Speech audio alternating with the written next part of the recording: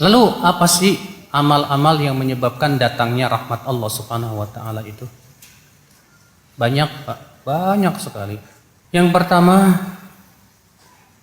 berbuat ihsan. Berbuat apa? Ihsan. Allah Ta'ala berfirman dalam surat Al-A'raf ayat 56. Inna rahmatallahi qaribum minal muhsinin. Sesungguhnya rahmat Allah itu dekat dengan orang-orang yang berbuat ihsan. Yang kedua, takwa dan taat. Dalilnya surat Al-A'raf ayat 156-157. Allah berfirman, wa rahmati wasi'at kulla syai'. Dan rahmatku meluasi segala sesuatu. Fasa'aktubuha lilladzina yattaquna wa yu'tuna zakah. Dan aku akan tuliskan rahmatku untuk siapa? Untuk orang-orang yang bertakwa kepadaku, membayar zakat. Ya, orang yang bertakwa itu Allah tuliskan untuknya rahmat Allah Subhanahu wa taala, Bapak sekalian. Masya Allah. Yang ketiga, itu kita menyayangi makhluk.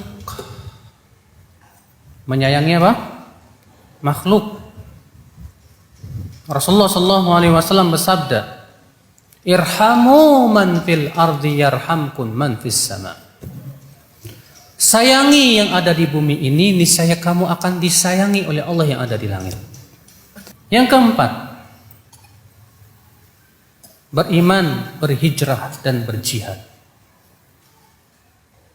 Innal ladzina amanu wal ladzina hajaru wajahadu fi sabilillah ulaika yarjuna rahmatallah.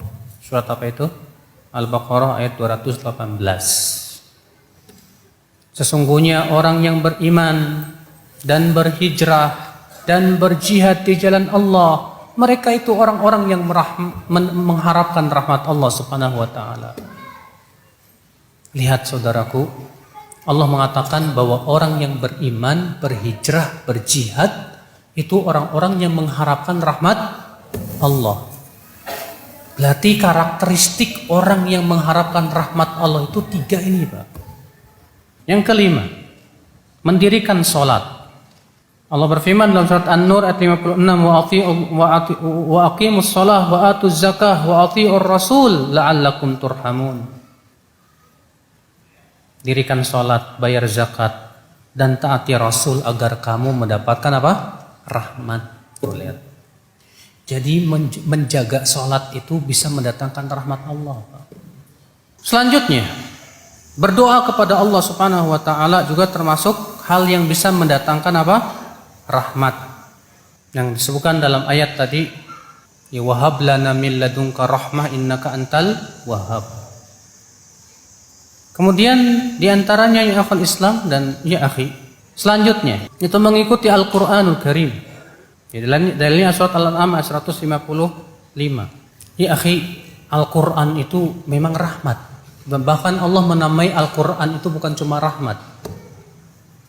Ya ayyuhan nas qad ja'atkum mau'idhatum mir rabbikum wa shifaa'un lima fis sudur wa hudan wa rahmatan lil mu'minin. Wahai manusia, telah datang kepada kamu mau'idhah. Apa mau'idhah itu? Peringatan dari Rabbmu. Wa shifaa'un lima fis sudur, dan obat apa yang ada dalam hati. Wa hudan, dan hidayah. Wa rahmah, dan rahmat lil mu'minin, untuk orang yang beriman. Di sini Allah menamai Al-Quran pertama mau'idhah, peringatan. Yang kedua, penyembuh apa yang ada di hati. Maka siapapun yang mencari kesembuhan hati dengan selain Al-Quran tak akan sembuh. Yang keberapa? Yang kedelapan, menaati Allah dan Rasulnya. Itu sebab terbesar datangnya rahmat Allah Subhanahu wa taala. Wa ati'u Allah wa ati'ur Rasul la'allakum turhamun. Dalam surat Ali Imran ayat 32 itu. Taati Allah, taati Rasul supaya kamu dirahmati oleh Allah. Justru Kalau kita menaati Allah dan Rasulnya, rahmat dengan berbagai macam maknanya akan datang kepada kita. Tapi kalau kita tidak menaati Allah dan Rasulnya, jangan harap kita mendapatkan rahmat dan kasih sayang Allah Subhanahu wa ta'ala. Yang keberapa? 9. Mendengar Al-Quran dan memperhatikannya di saat Al-Quran dibacakan. Akhi, kalau Al-Quran dibacakan jangan ngobrol. Kalau Al-Quran dibacakan kepada kita, jangan sekali-kali kita sibuk dengan yang lainnya. Karena Allah mengatakan apa? Wa idza quri'al Qur'anu, apabila Al-Quran dibacakan, Allah mengatakan apa? Fastami'u lahu, dengarkan baik-baik. Wa ansitu, diam. La'allakum turhamun, supaya kamu dirahmati. Berarti kalau kita diperdengarkan Al-Quran malah ngobrol, nggak dapat rahmat Allah. Jadi gimana dong Ustadz? Matiin aja radionya kalau mau ngobrol. Matiin kasetnya kalau mau ngobrol. Tapi kalau antum nyetel radio murat Al-Quran tapi malah ngobrol, antum nggak dapat ayat tersebut. Karena untuk mendapatkan rahmat itu di situ Allah memberikan syarat, dengarkan dan diam. Selanjutnya, istighfar mendatangkan rahmat Allah Subhanahu wa ta'ala. Allah berfirman dalam surat An-Naml ayat 48. Astaghfirullah la'allakum turhamun.